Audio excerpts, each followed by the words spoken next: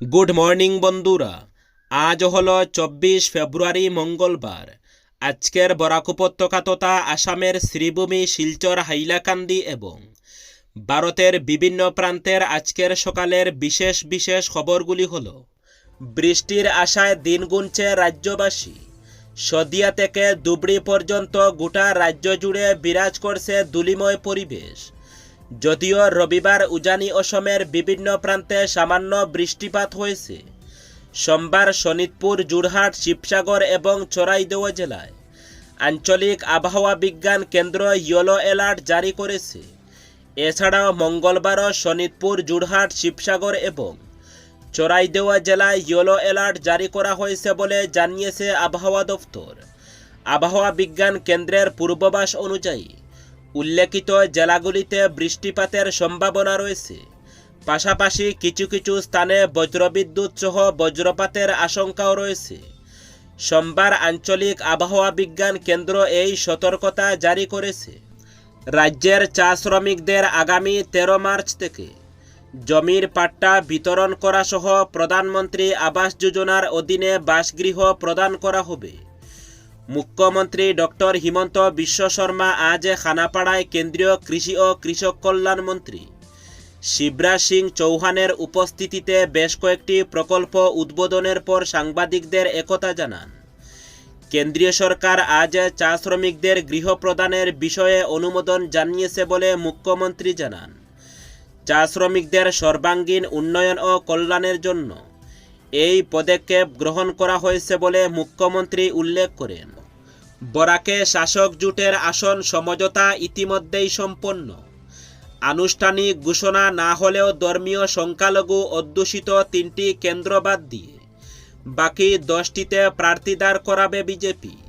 3টি ছেড়ে দেওয়া হয়েছে শরিক দল অগপকে। বরাকের সেই 10 কেন্দ্রের বিজেপির প্রার্থী প্রায় চূড়ান্ত। বেশিরভাগ কেন্দ্রে বর্তমান বিধায়কদের উপরই ভরসা রেখেছেন গেরুয়া নেতৃত্ব। কিন্তু উদারবন্দের বিধায়ক মিহিরকান্তি সুমের ভাগ্য শিকয়ে ঝুলছে। সোমবার মুখ্যমন্ত্রী বলেছেন, বিজেপির 80টি কেন্দ্রের প্রার্থী প্রায় চূড়ান্ত।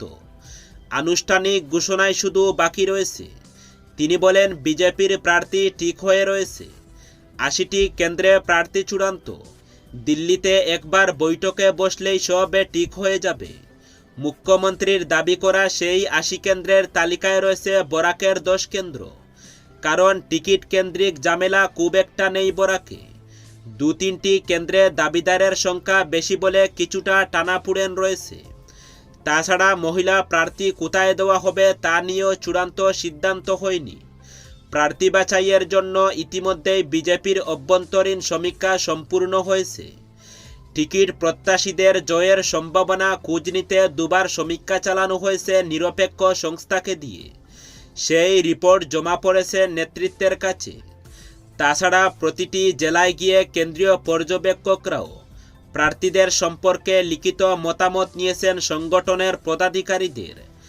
আরএসএসের পক্ষ থেকেও প্রতিটি কেন্দ্রে স্বাধীন সমীক্ষা চালানো হয়েছে 2 দফা। সঙ্গের সমীক্ষা রিপোর্টও জমা পড়েছে বিজেপির শীর্ষ নেতৃত্বের হাতে। তাই সব ধরনের সমীক্ষা রিপোর্ট মিলিয়ে প্রার্থীর নাম চূড়ান্ত করার পথে এগোচ্ছে বিজেপি। সমীক্ষা রিপোর্টের ভিত্তিতেই 80টি কেন্দ্রের প্রার্থী চূড়ান্ত হওয়ার দাবি করেছেন মুখ্যমন্ত্রী। বিজেপির উচ্চস্তরীয় সূত্রে খবর, বরাকের 10 কেন্দ্রে প্রার্থী অদলবদল হওয়ার সম্ভাবনা বিশেষ নেই। বিধায়করাই ফের টিকিট পাবেন।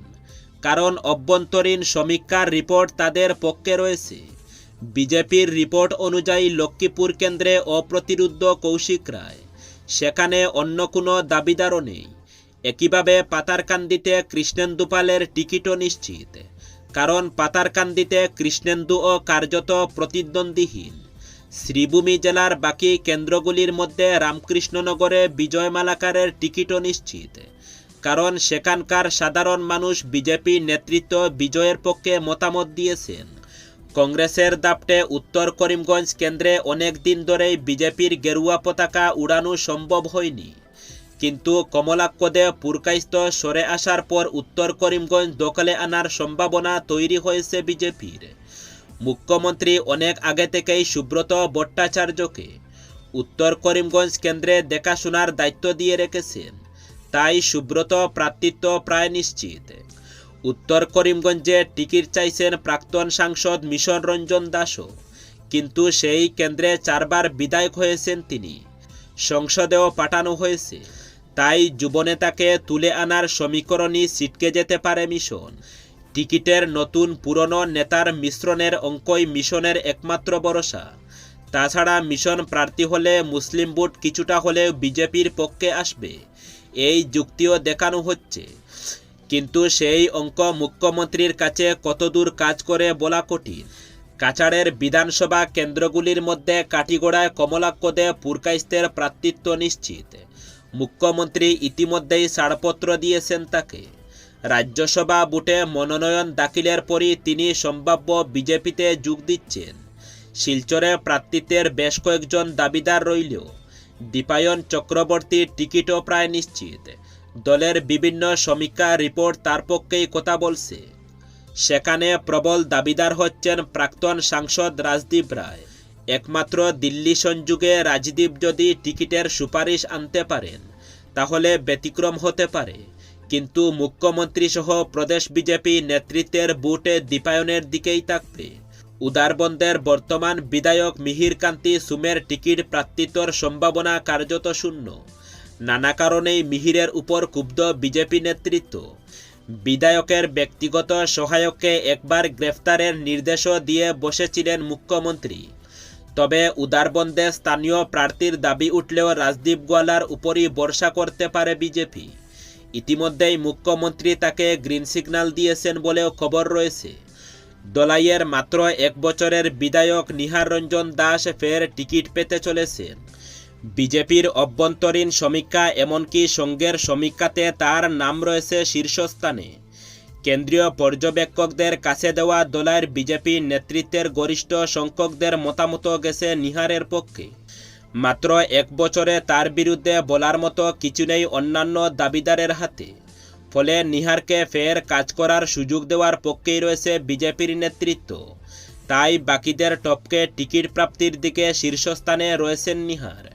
তবে বড়খলা কেন্দ্রে কিছুটা সমস্যা রয়েছে, কারণ বিজেপির দখলে না থাকায় সেই কেন্দ্রে দাবিদারের সংখ্যাও বেশি। একমাত্র প্রবল দাবিদার হচ্ছেন প্রাক্তন বিধায়ক কিশোরনাথ এবং মহিলা প্রার্থী অনুরাধা দেব। কিন্তু বড়খলায় শেষ পর্যন্ত মহিলা প্রার্থীর উপর বাজি ধরতে পারে বিজেপি। দলীয় সূত্রে খবর, বরাকের 10টি কেন্দ্রের মধ্যে একটিতে মহিলা প্রার্থী দাঁড় করানোর পক্ষে রয়েছেন মুখ্যমন্ত্রী, কারণ মহিলাদের উপযুক্ত প্রতিনিধিত্ব দিতে হবে বিধানসভায়। সেই অঙ্কে বড়খলায় টিকিট পেতে পারেন অনুরাধা। তবে বড়খলায় কিশোরনাথকে টিকিট দিলে হাইলাকান্দি কেন্দ্রে মহিলা প্রার্থী দাঁড় করানোর কথা আসতে পারে। সেখানে প্রার্থিত্বের দাবিদার হচ্ছেন মুন স্বর্ণকার। তাছাড়া মিলন দাস ও কল্যাণ গোস্বামীও টিকিট চাইছেন। বড়খলায় মহিলা প্রার্থীকে টিকিট দিলে সেখানে মিলন কিংবা কল্যাণের মধ্যে একজন টিকিট পেতে পারেন, কিন্তু বিজেপির সূত্রের খবর মিলন দাসের সম্ভাবনাই বেশি। অতীতে বুটে হারলেও হাইলাকান্দিতে বুটের সমীকরণ তখন প্রতিকূল ছিল। আসন্ন বিধানসভা নির্বাচনকে সামনে রেখে বিরোধী জোটের আসন সমঝোতা নিয়ে অনিশ্চয়তা তীব্র আকার ধারণ করেছে।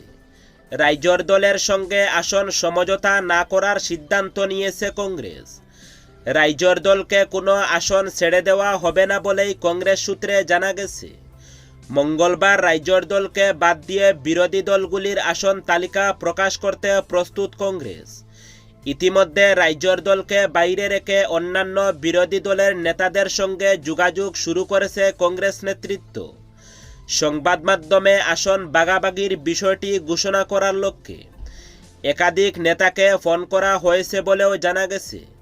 তবে এই পর্যন্ত রাইজর দলের সভাপতি অখিল গগৈয়ের সঙ্গে কোনো ধরনের যোগাযোগ করেনি কংগ্রেস নেতৃত্ব। এদিকে অখিল গগৈ জানিয়েছেন তিনি বিশ্বাস করেন কংগ্রেস বিশ্বাসঘাতকতা করবে না। মিত্রতা প্রসঙ্গে তিনি বলেন, কংগ্রেস কি সিদ্ধান্ত নিয়েছে তা আমি এখনো জানি না। রাইজর দলকে বাদ দিয়ে যদি মিত্রতা হয়ে থাকে সে বিষয়ে আমি অবগত নই। সত্যি কি আমাদের বাদ দিয়ে সিদ্ধান্ত নেওয়া হয়েছে তা জানি না। তবে বিরোধী মঞ্চে একজন নেতাকে কংগ্রেস আমন্ত্রণ জানিয়েছে। তিনি আরও জানান, আজ বিরোধী জোটের কেন্দ্রের তালিকা প্রকাশের জন্য ওই নেতাকে ডাকা হয়েছে। সেই নেতা আমাকে জানিয়েছেন যে রাইজোর দলের সঙ্গে আসন সমঝোতা হবে না এবং আমাদের কোনো আসন ছাড়া হবে না। আমাদের বাদ দিয়েই বাকি দলগুলির সঙ্গে তালিকা প্রকাশ করবে কংগ্রেস। অসম বিধানসভায় আজ পর্যন্ত বরাক উপত্যকা থেকে কোনো মুসলিম মহিলা বিধায়ক নির্বাচিত হয়ে সদনে প্রবেশ করেননি। সেই প্রেক্ষাপটে ইতিহাস গড়ার লক্ষ্যে এগিয়ে এসেছেন কংগ্রেস নেত্রী নাজিয়া ইয়াসমিন মজুমদার। আগামী বিধানসভা নির্বাচনে প্রতিদ্বন্দ্বিতা করার সিদ্ধান্তের কথা জানিয়ে তিনি বলেন, এলাকার অধিকাংশ মহিলার মতামত ও উৎসাহেই তিনি এই পদক্ষেপ নিয়েছেন। নাজিয়া ইয়াসমিন মজুমদার জানান, সুনাই আসন থেকে কংগ্রেসের 12 জন টিকিট প্রত্যাশীর মধ্যে একমাত্র তিনিই মহিলা প্রার্থী। মহিলাদের ন্যায্য দাবি দেওয়া অধিকার ও সামাজিক উন্নয়নের স্বার্থেই তিনি নির্বাচনে অংশগ্রহণ করতে চান।